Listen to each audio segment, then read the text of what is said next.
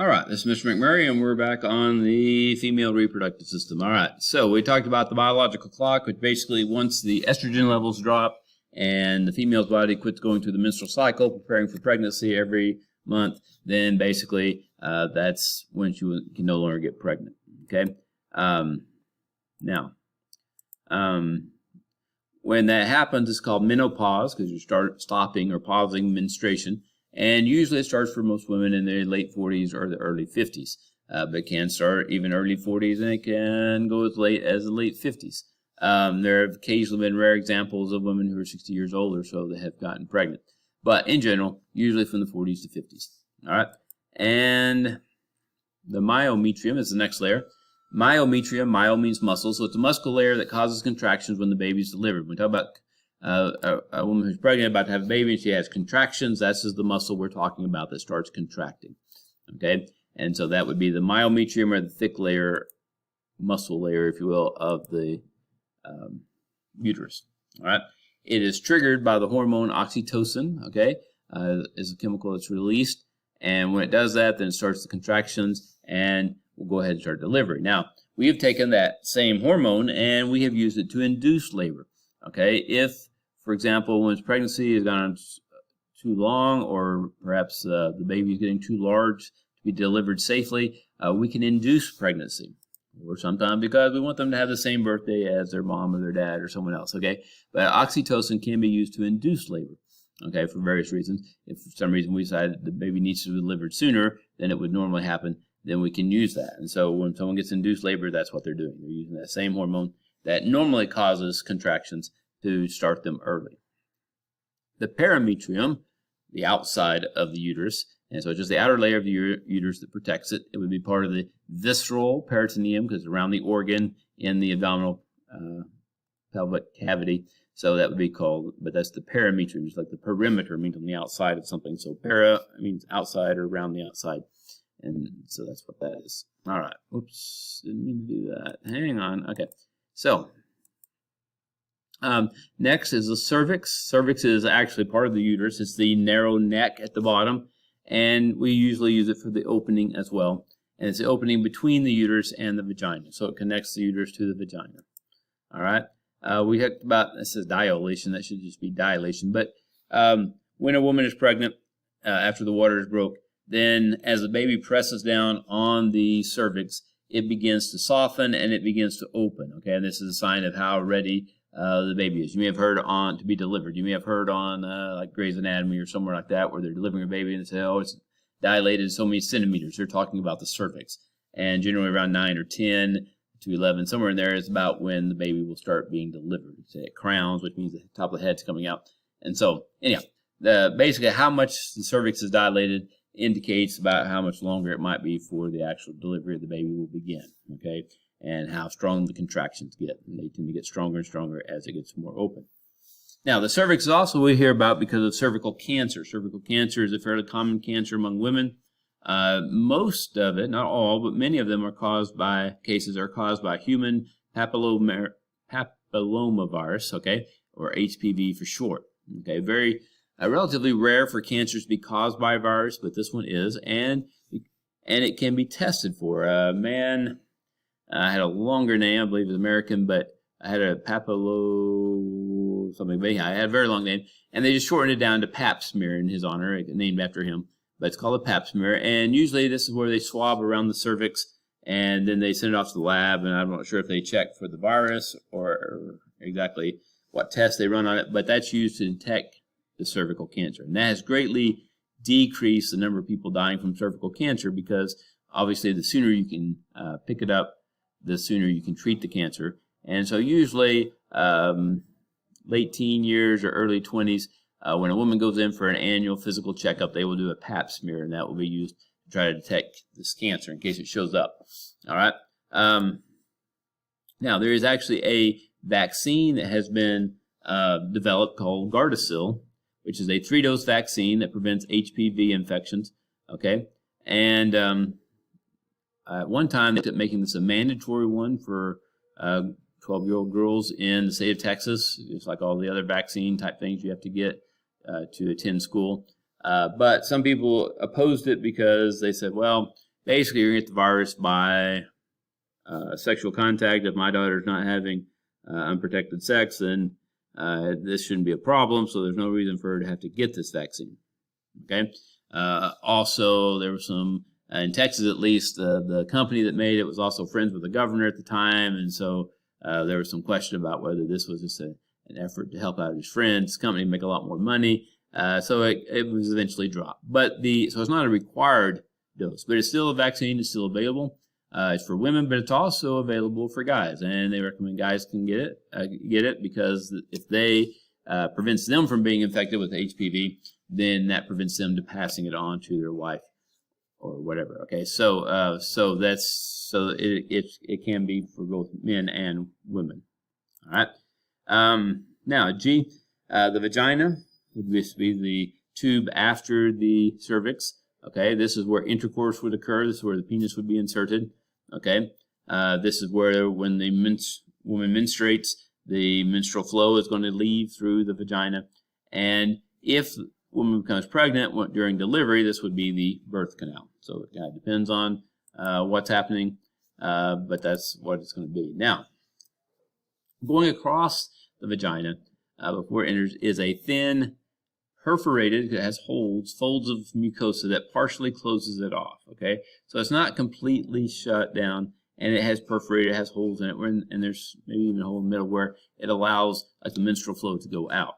Okay, it used to be that the hymen was considered a sign of virginity. If the hymen was intact, and the girl was a virgin. If it's not there, then she might not be. But to be honest, that's not very accurate because it's very thin. It tears easily. Riding a bicycle, riding a horse, doing sports, things like this could cause it to tear and may already be gone before the woman has sexual intercourse and still a virgin. So it's not a really good indicator of that. And occasionally it can be too hard and it will not break, and it may have to actually go in and surgically remove, but that's fairly rare. But normally it's a very thin membrane. The first time the woman has sexual intercourse, it would be torn and it would tear it away, and there'd be some slight bleeding because of that, but not particularly a whole lot. Okay, but it's not really as good an indicator of whether someone's a virgin or not. That's probably not very accurate. All right. Also, there are labia, just technically means lip, but there's some big fold of skin, major fold of skin. This would be the outer fold around the woman's genital area, and it's fairly hairy, has a lot of pubic hairs and stuff on it, okay, on the outside. All right. Then there's another, inside of that is a thinner fold of skin that encloses an area, space, vestibule. Okay, the vestibule is just like a little open space where the vagina opens into, and the urethra or the urine thing is found. They're not connected to each other, but they are in the same little area there inside this area between these folds of skins. Okay, and so that's the labia minor. All right, and in fact, the labia minor, in there you have the opening for the urethra, and then behind that, or posterior to that, you have the opening to the vagina. All right. All right. Also in that area, you have the greater vestibular glands, and these are glands that produce mucus. All right, similar to the bulbourethral in guys that secrete mucus that lubricates the penis. These also lubricate the vagina during intercourse, so there's no rubbing and painful rubbing and stuff like that. So it lubricates the vagina for that as well, kind of like the bulbourethra does for the man. All right. Then there's a small piece of tissue called the clitoris. It's fairly small, but it's composed of erectile tissue, which is, if it swells up with blood, it will become erect, and it swells when the female is aroused. It doesn't have any other particular function, but that it, in some ways, is kind of like the penis in that regard. All right, and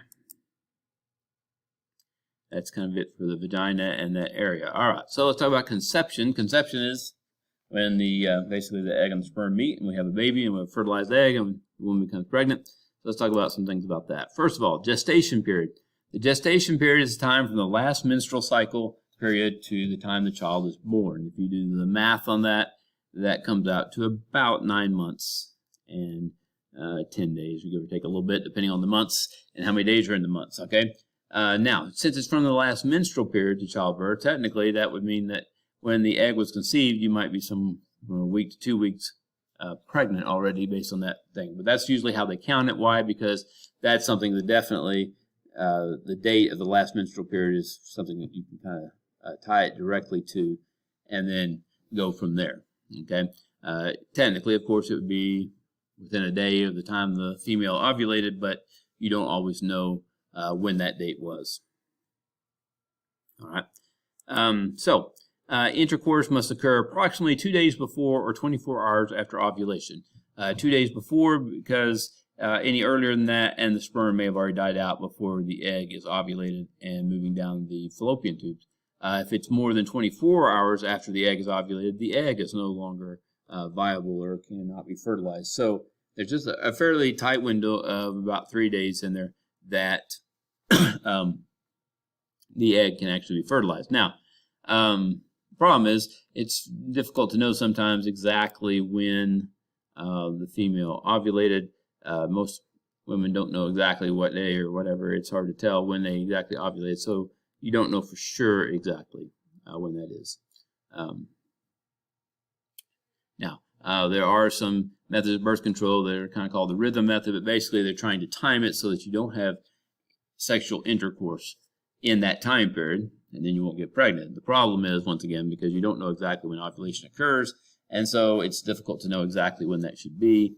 And one of my instructors in college used to say that they have a name for people who use that method, and they are called parents. Okay, so it's not probably the most reliable. Now, if you were broaden it by a week either side, then yes, you probably could do that, but it's probably not the most reliable way to do things. Okay. Sperm, once the sperm are coming in, they are attracted to oocyte. Oocyte, anytime you see oocyte, that's just cell. Site means cell. Prefix has to do with eggs. Okay, and there are chemicals that are released by the egg that are kind of like a chemical trail. So as it gets farther away from the egg, it gets fainter. So the sperm, if they pick up that chemical, then it starts to attract in that direction. And so it's kind of like a bloodhound on a trail. As they sniff it, they get closer and closer to the egg. It gets stronger and stronger. So that would be what we call positive chemotaxis, because there's a chemicals trail and it gets stronger, so you're attracted toward it. That actually helps steer the sperm in the right direction. All right. Now, once the sperm get there, the first sperm to arrive begin to break down and give off enzymes. And these enzymes digest the membrane. There's a membrane or corona around the egg that protects it. And it breaks that down. So actually the sperm that first get there break down and start giving off enzymes that break down that shell. So it's actually the sperm that come after that that actually get to enter into the egg and fertilize it. Okay? And that's called the acrosomal reactions. Those are the ones that break down the enzymes, digest that membrane. Okay, then one sperm enters the egg. Okay, once that first sperm enters the egg, there's some reactions that go on, and basically the egg will not allow any other sperm to enter, because obviously if you had more than one sperm, you'd have all these extra chromosomes, and the egg would not develop normally. Okay, so only one can enter. Now, once the egg is fertilized, we call it a zygote. And then as it divides, there's some different names for it as it divides, but basically it's called an embryo. And then I believe after 4 weeks, or is it 9 weeks? I forget. Then after that, it's referred to as the fetus.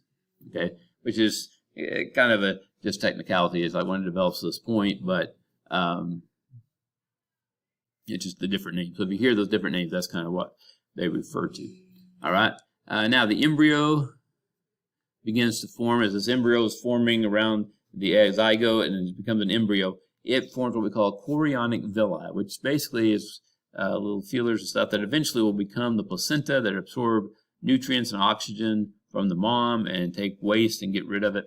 And so this forming around this placenta kind of begins forming around the embryo, but it also becomes part kind of the endometrium, or the inside wall of the uterus. And that's, so the placenta is kind of a combination of the uterus wall and what the embryo is forming there. Okay, the fluid sac around the baby is called the fetus. It's called the amnion, and